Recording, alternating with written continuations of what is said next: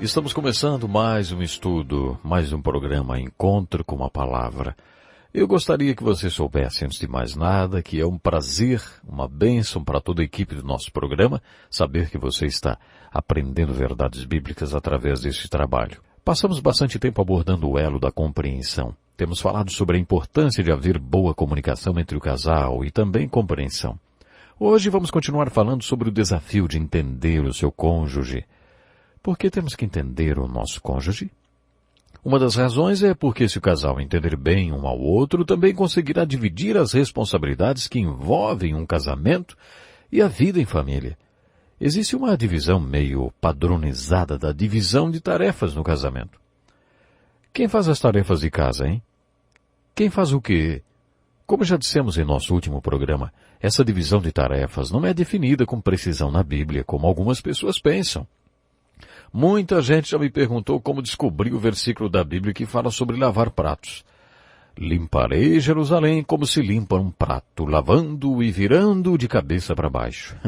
Esse versículo está no segundo livro de Reis, capítulo 21 e versículo 13. Segundo livro de Reis, capítulo 21, versículo 13. Esse texto não está dizendo que são as mulheres, mas os homens que lavam os pratos. Falando sério agora, a divisão de tarefas deve estar baseada no talento natural das pessoas.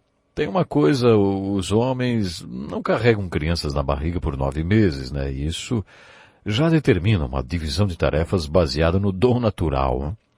É claro que a questão merece uma abordagem mais profunda. Eu não acho que enfraquece o homem se ele não é bom com os números e sua esposa é.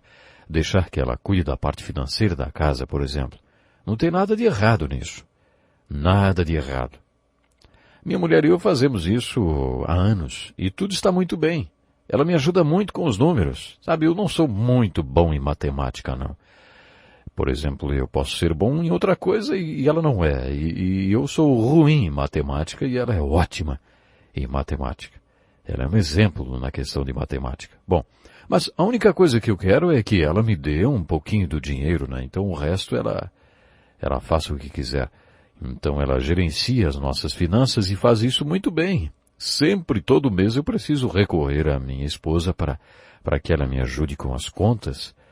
E ela me ajuda muito bem. A gente consegue realmente administrar muito bem. Ela é uma ótima gerente. Sou muito... uma gerente financeira, né? Bom, sou muito grato a ela porque eu não tenho o menor interesse nesse negócio de contas e dinheiro. Na verdade, eu não sei muito bem, não. Administrar essa questão do dinheiro e das contas. Ela faz muito bem. Ao mesmo tempo, eu não abdico da responsabilidade que tenho como cabeça do lar. O marido é o cabeça do lar porque é dele a responsabilidade de conduzir a casa. Ele pode delegar autoridade para que outros façam algumas coisas, mas ele nunca delega a responsabilidade. A responsabilidade continua sendo dele. Ele só delega autoridade. Eu não estou dizendo que o homem, sendo cabeça do lar, é responsável por tudo na casa e que possa abdicar dessa responsabilidade e dizer para a esposa, legal, pode tomar conta das finanças, pode sair por aí gastando além do que deveria e deixando a família no zero. Não é assim. Existem mulheres que já têm um talento específico para certas tarefas e isso pode ajudar a definir o que ela fará no lar e qual será o seu papel. O mesmo acontece com o homem. Tudo isso tem muito a ver com aptidão e vontade. Quem tem tal aptidão para fazer tal coisa, hein? Também tem muito a ver com realização. Nós devemos procurar ser pessoas realizadas, sabe? Eu vou repetir, nós devemos procurar ser pessoas realizadas. O homem deve estar comprometido com a realização e satisfação da mulher, e vice-versa. Tem certas coisas que fazemos que trazem realização e outras não. A realização é um dos fatores que deve contar na hora de dividir as responsabilidades do lar. Em um casamento cristão, essa divisão de tarefas deveria também estar baseada no padrão dos dons espirituais. Vou tentar ser bem claro para que vocês possam entender sobre o que estou falando. A Bíblia fala sobre os dons espirituais. Quando o Espírito Santo passa a habitar em nós, traz com ele alguns dons espirituais. A evidência da presença do Espírito Santo em nós é o amor, mas a prova de que ele está nos energizando é chamada de dons espirituais. Segundo o Novo Testamento, toda pessoa que se converte tem dons espirituais. E a prova de que Ele está energizando nossas vidas é o trabalho dele em nossas vidas, através dos dons espirituais. E isso sempre nos leva a uma pergunta. Como determinamos quais são nossos dons espirituais, hein? Antes de tudo, é bom que você se familiarize com a descrição dos dons espirituais que a Bíblia faz. O Novo Testamento menciona cerca de 21. Guarde esse número. Depois, creia que você recebeu dons, porque as Escrituras afirmam que todo que crê tem dons espirituais, sim. Depois procure avaliar as atividades que você desenvolve melhor. Será que alguma atividade sua demonstra a presença do seu dom espiritual? Há uma diferença entre o talento natural e um dom espiritual. Uma coisa é diferente da outra. Avalie sua performance. Você demonstra ser capacitado espiritualmente para exercer as atividades que você tem? É importante que você faça essa distinção entre dom espiritual e habilidade natural. Quando as habilidades naturais são consagradas a Deus, elas, de certo modo, se tornam dons espirituais. Mas eu defino um dom espiritual, algo que você não tinha antes do Espírito Santo habitar em você e que você adquiriu só depois que ele passou a viver em você. Perceba que há diferença entre dons espirituais e habilidades naturais consagradas a Deus. Você perceberá essa diferença e pode ser que outras pessoas o ajudem nisso. Se algum dia na igreja, depois que você terminar aí de dar a sua aula de escola dominical, alguém se aproximar e disser, puxa, eu nunca tinha entendido esse texto e hoje, depois da sua aula, ele ficou tão claro para mim. Você não acha que isso é um dom espiritual para o ensino? Se várias pessoas aceitaram a Cristo depois de você explicar o Evangelho, pode ser que você tenha o dom de evangelismo. O impacto que você causa em outras pessoas ajuda a esclarecer o seu dom. Por isso, você precisa de outras pessoas para definir quais são seus dons. Quem vai conhecer você melhor do que seu cônjuge, hein? Se os dois forem crentes, um ajudará o outro nesse desafio. Depois procurem oportunidades para experimentar os dons espirituais que vocês descobriram. Como você vai descobrir se tem ou não o dom do ensino, se não assumir uma classe para ensinar, hein? Ao mesmo tempo, dê um tempo para que o dom que você suspeita que tem seja desenvolvido. As Escrituras afirmam que os dons espirituais se desenvolvem de acordo com um uso. Isso quer dizer que depois de exercer uma certa atividade na igreja ou no corpo de Cristo, o dom acaba emergindo. Depois que você definir claramente o seu dom espiritual, consagre-o durante um culto e ofereça-o a Deus, para a sua glória e para cumprir o propósito dele. Creio que a divisão de tarefas que deve existir em todo casamento e na família, supondo que os dois sejam crentes, tem a ver com os dons espirituais. E é por isso que é importante que um entenda e compreenda bem o outro. Outra razão pela qual é importante que o casal se entenda são as crises. Vocês podem estar certos de que vão enfrentar crises no casamento. Todos nós sabemos disso. Todos nós já passamos pelos bons e maus bocados, não é? Nós podemos achar que os tempos de crises fazem com que as pessoas se aproximem automaticamente. Isso pode acontecer em um bom casamento. Como já dissemos, compatibilidade quer dizer sofrer junto, ter alguém com quem sofrer. Por isso, em um bom casamento, a crise pode aproximar ainda mais os cônjuges. Mas eu também já vi pessoas se separarem como resultado de uma crise. Conheço um casal que acabou se divorciando. Para certos casais, a crise nem é tão grande, mas o casamento estava fraco, então quando a crise veio, eles se separaram. Por isso é importante que um entenda o outro e que os dois trabalhem para que o casamento se fortaleça, porque os tempos de crise vão vir. Jesus foi muito realista com a ilustração das duas casas, uma construída sobre a areia e a outra construída sobre a rocha. Veio a chuva, uma caiu e a outra permaneceu forte. A vida é assim, cheia de tempestades. Pode estar certo disso. Pode estar certo de que vocês vão enfrentar tempestades. Por isso, é importante que vocês tenham um relacionamento forte. Essa é mais uma motivação para que a compreensão entre o casal seja trabalhada. Uma das crises que frequentemente atinge o casamento é a infidelidade. Infelizmente, a infidelidade se tornou epidêmica e muitos casais passam por isso hoje. Mas a Bíblia nos ensina sobre este assunto. Primeiramente, creio que o cristão deva perdoar. Nós já falamos sobre uma das cláusulas dos ensinamentos de Jesus sobre o casamento, sobre quando a pessoa é seduzida e faz uma atitude que não é compatível com seu caráter. Não seria cristão expulsar a pessoa, mandá-la embora porque ela errou uma vez. O cristão deve perdoar. A palavra que Jesus usou quando apresentou a justificativa para o divórcio, segundo os estudiosos, foi devassidão, prostituição, imoralidade. Só neste caso o divórcio se justifica. Se o padrão de comportamento do cônjuge é a infidelidade e ele não consegue manter a exclusividade que um casamento precisa, neste caso, o casamento perdeu para o divórcio. Vamos supor que haverá infidelidade em seu casamento. Você acha que será difícil passar por isso? Como vocês viveriam juntos depois da infidelidade? É muito difícil porque a suposta parte inocente fica muito desconfiada e a parte supostamente culpada não consegue conviver com isso. É muito difícil aguentar a pressão da falta de confiança. Esse é um problema muito sério. Mas se isso for trabalhado no casamento e houver compreensão entre o casal, mesmo uma crise de infidelidade pode ser superada. Outro desafio que o casal enfrentará é a criação de filhos. Mas temos ainda uma outra crise, eu fico até com receio de mencioná-la, mas vamos lá. É a crise da meia-idade. O autor Jim Calmey escreveu um livro chamado A Crise da Meia-Idade. Ele foi pastor e passou por ela. Ele era um bom pastor de uma igreja evangélica muito grande. Ele tinha um ministério muito dinâmico. Em um domingo à noite, depois de 14 ou 15 anos de luta como pastor, sabe, ninguém imagina as lutas pelas quais um pastor passa.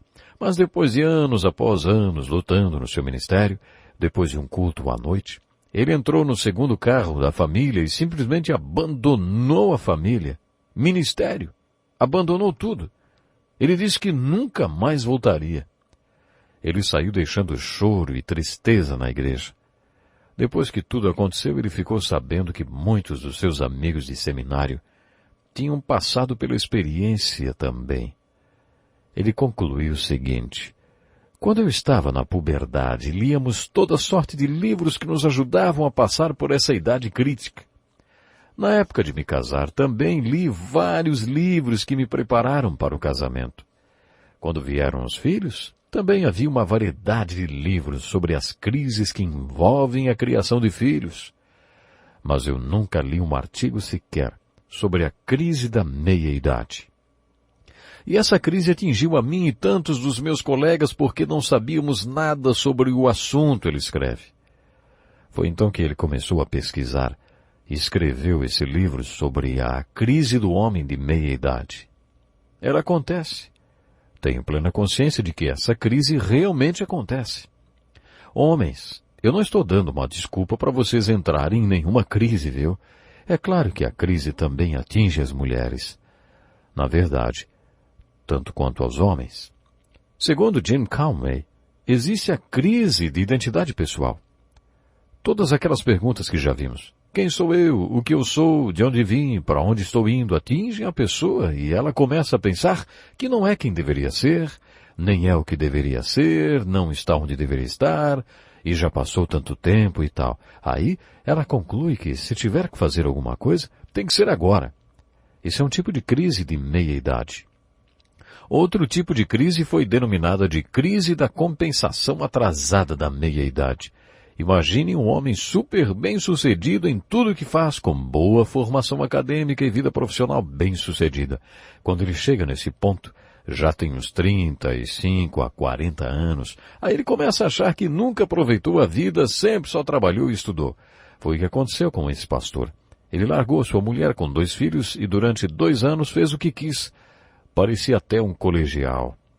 Graças a Deus, ele e sua esposa passaram por um aconselhamento pastoral. Alguns anos atrás eles estiveram em nossa igreja e estavam super bem e felizes. Eles realmente passaram por essa crise e a superaram quando ele percebeu que já tinha o que queria. Muitas pessoas são atingidas por essa crise e depois percebem que já tinham o que queriam, mas tinham que provar aquilo. Essa é a crise. Há mais uma crise que está bem próxima dessa, e Jim Conway, a chamada de crise do então era isso, As pessoas de 40 e poucos anos podem começar a pensar assim. Já cheguei no topo da vida e agora vou começar a descer. Será que a vida é isso? Tenho que ter certeza, tenho que descobrir. É aí que começa a crise de meia-idade. Sabe, assim escreve o pastor Dick Woodward, nosso professor. Eu mesmo já passei por isso. Eu passei por um período de 10 anos no meu ministério, que foi muito difícil. Eu estava sempre muito ocupado, correndo de um lado para outro. Eu gostava muito do que fazia, e o fazia com prazer. Eu não tinha nenhum hobby, e nem tirava dias de folga. Eu gostava tanto do que fazia que prometia ao pessoal que folgaria na segunda-feira, e quando dava 10 horas da manhã, lá estava eu, pronto para trabalhar, porque não tinha mais nada interessante para fazer. Eu amava o meu trabalho. Mas em um verão, preguei sobre casamento e família e depois todo mundo me procurou buscando aconselhamento. O pessoal da igreja estava viajando e eu tive que cuidar de tudo sozinho. Fiquei exausto e nunca vou me esquecer. Pedi demissão e saí da igreja. Horas depois, minha esposa, eu e 2 dos nossos filhos mais novos estávamos passeando de carro e passamos por uma casa funerária. Agradeci a Deus porque não tinha mais que ir lá. Naquela semana eu tinha feito o funeral de 3 crianças. Uma das crianças morreu de repente no berço. Outra havia morrido afogada na piscina e outra foi atropelada por um carro. Além disso, eu sempre trabalhava sob pressão. Eu passei por aquela casa funerária, pelo hospital e até pela igreja. E agradeci a Deus porque não precisava mais ir a nenhum daqueles lugares. Nem na igreja. Você já ouviu a história de um homem que não queria ir à igreja? Aí sua mulher entrou no quarto, abriu as cortinas e começou a puxá-lo para fora da cama? Ele dizia, eu não quero ir, lá só tem gente hipócrita, ir à igreja para quê? Ela continuava insistindo, até que pegou uma toalha molhada e passou no rosto dele. Ele ficou muito bravo e perguntou, me dê 3 razões para eu ir à igreja, me dê. Ela respondeu, tá bom, hoje é domingo, você tem 40 anos e você é o pastor da igreja. Vocês acreditam? Acho que a coisa ficou ruim quando fiquei esgotado, sabe? A igreja acabou me dando um ano de férias remuneradas. O ano sabático. Foi um ano para eu me recuperar. Eles disseram que eu estava muito cansado e não sabia o que estava fazendo. No seu livro Aprendendo a Envelhecer, o Dr. Paul Thorne diz que uma das maneiras para evitar esses episódios é trocar a área profissional algumas vezes. Não faça a mesma coisa durante 40 ou 45 anos. Ele foi médico antes de se tornar um psiquiatra e depois se tornou um palestrante e escritor. Quando escreveu o livro, ele já tinha 73 anos. Ele disse que pode ser que você não esteja esgotado, mas se não se cuidar, a crise pode pegá-lo de surpresa. A compreensão entre o casal será de grande ajuda quando a crise de meia-idade chegar. Todos esses elos que vimos são dimensões da unidade no casamento. Veremos agora o 5º elo, que chamamos de a expressão de alegria da unidade. Vamos recapitular um pouco. Já falamos sobre o elo da comunicação. Esse elo é a ferramenta que mantém a unidade. Se vocês se comunicarem, poderão trabalhar a unidade do casamento. Se não houver comunicação, aí não tem como dar certo. A compatibilidade, como dissemos, é a evidência da unidade. O amor é a dinâmica que impulsiona a unidade. E a compreensão é o crescimento da unidade. O sexo é a intimidade física do casamento e a expressão de alegria da unidade. Deus nos criou macho e fêmea, e junto com o macho e a fêmea também criou a beleza do sexo. Na descrição da criação vemos que Deus olha para tudo que criou e diz que está bom. Mas quando ele criou o sexo, sabe o que Deus diz? Ele diz, muito bom. E depois Deus começa a dizer, não é bom, não é bom. Não é bom que o ser humano esteja só. Ele nos colocou todos em família e quando criou macho e fêmea, também criou a expressão de comunicação mais inocente que pode existir. Vocês se lembram que dissemos que os 2 estavam juntos e o nome deles era homem. Não homens, mas homem. Eles eram uma só carne quando foram unidos, a unidade física. Quando revemos o relato da criação, quando Deus criou o sexo, devemos notar que Deus fez o sexo para a procriação. Isso é meio óbvio, né? Dissemos no início dessa sessão de estudos que a lei do casamento e da família é uma lei que, para ser exercida, precisa que duas pessoas sejam unidas em uma parceria que os torne pais, para que eles possam produzir indivíduozinhos que serão criados em um lar onde serão cuidados e onde ficarão até que sejam maduros o suficiente para se tornarem indivíduos que se tornarão parceiros e pais, e que também produzirão pequenos indivíduozinhos, e esta é a maneira como Deus planejou povoar a terra. Essa é uma das primeiras coisas que devemos considerar quando abordamos o assunto do sexo. Também já dissemos que o plano de Deus foi povoar a terra com pessoas boas. Se Deus tiver dois pais adequados e eles tiverem uma parceria adequada, poderão produzir pessoas adequadas. Deus não quer simplesmente povoar a terra, mas quer povoar com pessoas adequadas. E para que isso funcione, os pais têm que ser maduros e estáveis. A parceria deles tem que ser forte e eles têm que ser fortes para produzir pessoas fortes. Esse é o plano de Deus para povoar a terra. Quando Deus planejou tudo isso, também criou uma importante instituição que daria à criança recém-nascida o preparo de, mais ou menos, 20 anos, para que enfrentasse a vida e estivesse madura para o tempo dela própria, produzir outras pessoas. Quando refletimos sobre estas coisas, fica óbvio que Deus criou o sexo para ser vivido dentro do contexto do casamento e da família. O sexo foi feito para o casamento e para a família. Isso fica muito claro quando revemos o relato da criação e o começo de tudo em Gênesis. Foi Deus quem criou macho e fêmea. Ele criou o sexo e diz que era muito bom. Mas ele também diz que era para o casamento e para a família. Temos um cenário aqui. Quero antes dizer que amo os homossexuais tanto quanto amo qualquer outra pessoa e que acho que devemos alcançá-los com o nosso amor.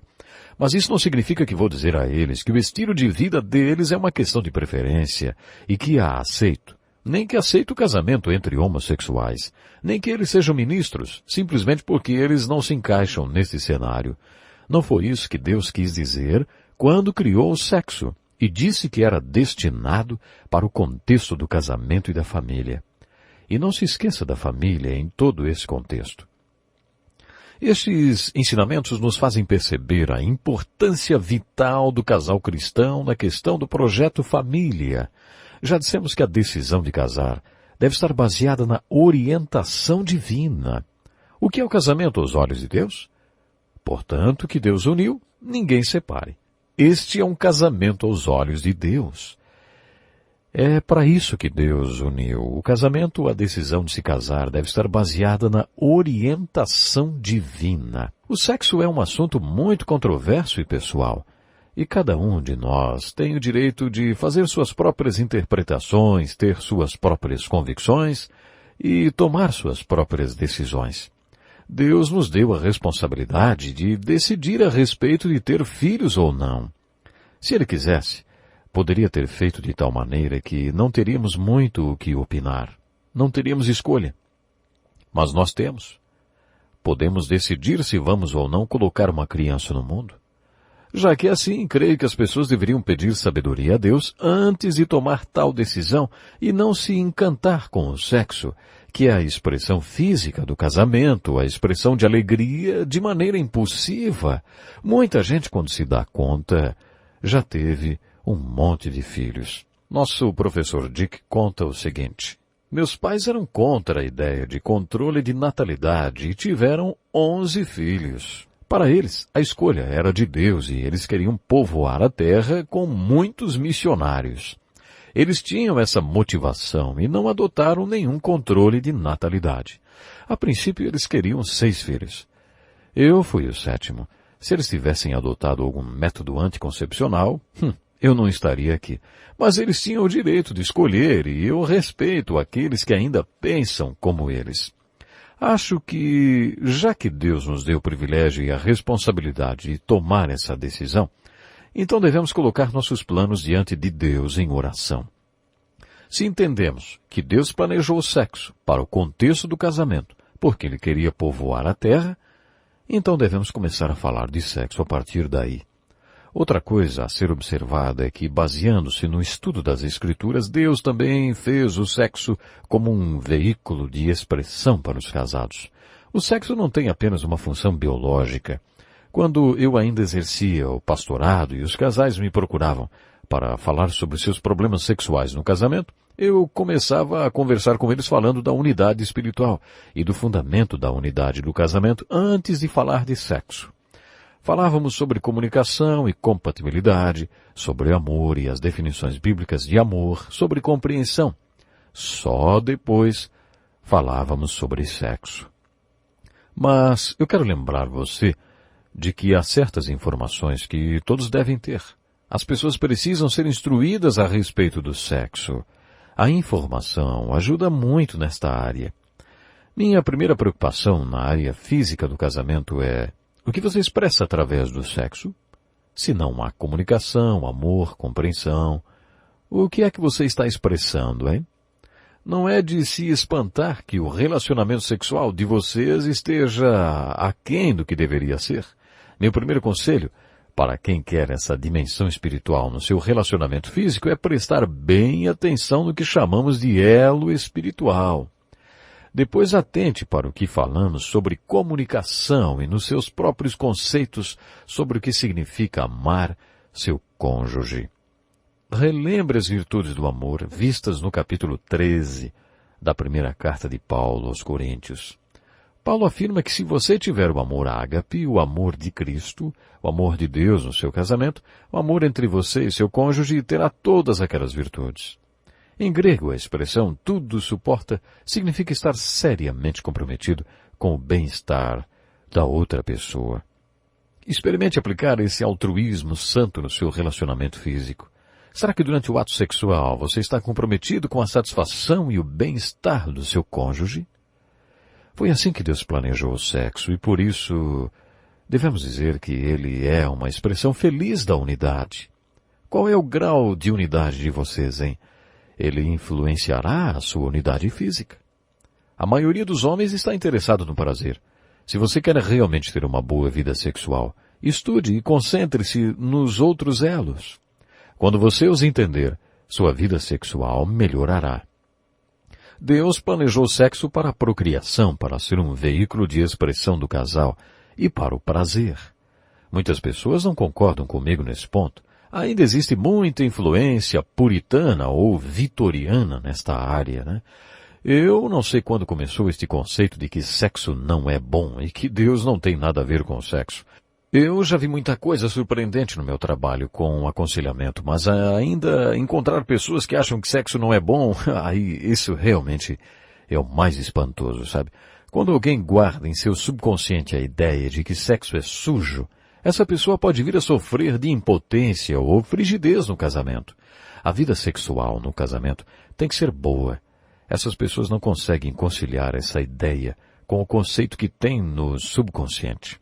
O sexo é sagrado e santo, e nunca devemos passar qualquer ideia diferente dessa ideia para nossos filhos, sabe? Esse é um grande desafio. Como você vai ensinar aos seus filhos e filhas sobre a virgindade antes do casamento, sem passar para eles a impressão de que há algo errado com o sexo? Que desafio é esse, né? E você não deve dar a impressão que a Bíblia tem uma ideia negativa do sexo. No programa recente pedimos que vocês lessem um livro do Cântico dos Cânticos de Salomão. Esse livro é um dos mais lindos da Bíblia e você sabe por que ele faz parte do cânon bíblico? Na minha opinião, um dos propósitos do Cântico dos Cânticos estar na Bíblia é para nos mostrar que o sexo é lindo, maravilhoso e criado por Deus. Tudo que Deus criou era bom. Quando ele criou o sexo, ele disse que era muito bom. É maravilhoso ter um relacionamento como o descrito no Cântico dos Cânticos. Como já dissemos, sabe, creio que há uma alegoria neste livro. Ele ilustra o amor de Cristo pela Igreja, do Deus Jeová por Israel. Mas esta é uma aplicação secundária. A principal aplicação do livro é mostrar que o sexo é bom. Sexo é bom. Sexo é lindo, ele tem que ser. Você pode perguntar a si mesmo, quais são suas atitudes em relação ao sexo? Acho que já mencionei com vocês o que ouvi uma vez. que o órgão sexual mais importante é nossa mente, porque depende dela toda a nossa atitude em relação ao sexo. Por isso desafio você com essa pergunta. Qual é a sua atitude em relação ao sexo, hein? O que você espera da unidade física no casamento? Você precisa fazer a si mesmo essas perguntas. Quais são suas expectativas em relação ao sexo? Qual é a sua atitude em relação ao sexo? Leia a Bíblia e responda. De acordo com a Bíblia, qual deveria ser minha atitude em relação ao sexo? Quais deveriam ser minhas expectativas? Vamos examinar alguns textos bíblicos. Em Deuteronômio 24, versículo 5, lemos assim: Se um homem tiver casado recentemente, não será enviado à guerra, nem assumirá nenhum compromisso público. Durante 1 ano estará livre para ficar em casa e fazer feliz a mulher com quem se casou. Essa é uma das leis de Deus para o homem que se casava. Ele teria 1 ano de férias para aproveitar a companhia da sua esposa e para fazê-la feliz. A maioria dos linguistas diz que o texto realmente se refere a fazê-la feliz sexualmente, proporcionar prazer a ela. Em outras palavras, 1 ano inteiro de lua de mel. Tem pessoas que não tiram nem uma semana de lua de mel. O que vocês dizem de 1 ano, hein? Isso sim tem a ver com priorizar, né? Por isso, trabalhe o relacionamento físico no seu casamento. Deus instituiu 1 ano de lua de mel. Depois dessa, que opinião você imagina que Deus tem sobre sexo, hein? Afinal, essa é uma das leis de Deus. Em Hebreus 13, versículo 4, encontramos um desafio. O casamento deve ser honrado por todos, o leito conjugal conservado puro. Deus traça uma linha contra o sexo casual, ilícito, e honra o casamento e a santidade da intimidade sexual. Eu gostaria que vocês lessem 2 textos. 1 Coríntios 7, versículos 1 a 7 e Deuteronômio 5, versículos 15 a 23. No próximo encontro vamos querer saber qual é a sua atitude em relação ao sexo, hein? Qual devem ser suas expectativas? Como devemos ver o propósito, a função e o papel do sexo no casamento, baseando-nos nesses textos bíblicos? Deixe-me falar mais uma coisa. Acho que em Gênesis 3, Deus estava tentando nos mostrar algo, sim, quando nos deu aquela ilustração relacionada às árvores do Jardim do Éden. Acho que ele estava tentando nos mostrar algo. Naquele texto está ilustrado uma visão de Deus sobre o sexo. Neste texto, Deus coloca o homem em um jardim e antes de colocá-lo ali, Deus põe 3 árvores que satisfarão as necessidades do homem. Deus apresenta essas árvores em uma ordem de prioridade das necessidades do homem que elas satisfarão. Havia árvores que satisfaziam a necessidade dos olhos do homem. O que quer dizer, como você vê as coisas e as entende no que você crê. As outras árvores satisfariam a necessidade de comida do homem. Na minha opinião, isso se refere a todas nossas necessidades. Na psicologia, quando você lista todas as necessidades do homem, faz uma lista enorme de necessidades. Creio que toda essa lista está contida e representada nestas 3 árvores que satisfariam as necessidades do homem para viver. E as árvores foram listadas nesta ordem: olho, alimento e vida. Eles caíram e todo mundo quer saber o que foi que eles fizeram naquele jardim. Eu já vou avisando que não foi por causa de sexo e nem porque comeram uma maçã. Não há qualquer referência a maçã no livro de Gênesis. Sabe o que eles fizeram? Eles misturaram a ordem de prioridades. Eles colocaram em primeiro lugar a necessidade de alimento e a necessidade de vida em segundo lugar. Acabaram morrendo e sendo expulsos do jardim. Imagine qualquer coisa que Deus colocou em sua vida que seja uma necessidade. Agora faça como o livro de Gênesis manda. Vamos supor que seja sexo. Você tem necessidade de sexo. Você tem um impulso sexual. Deus está dizendo que não é para você sair por aí fazendo sexo para satisfazer sua necessidade. O que você mais precisa é pedir que Deus satisfaça a necessidade dos seus olhos, que mostre qual é o propósito do sexo, o seu lugar, função e propósito. Se você colocar essa árvore primeiro, Deus vai satisfazer sua necessidade de sexo. Temos que ficar por aqui hoje, mas no próximo programa vamos continuar.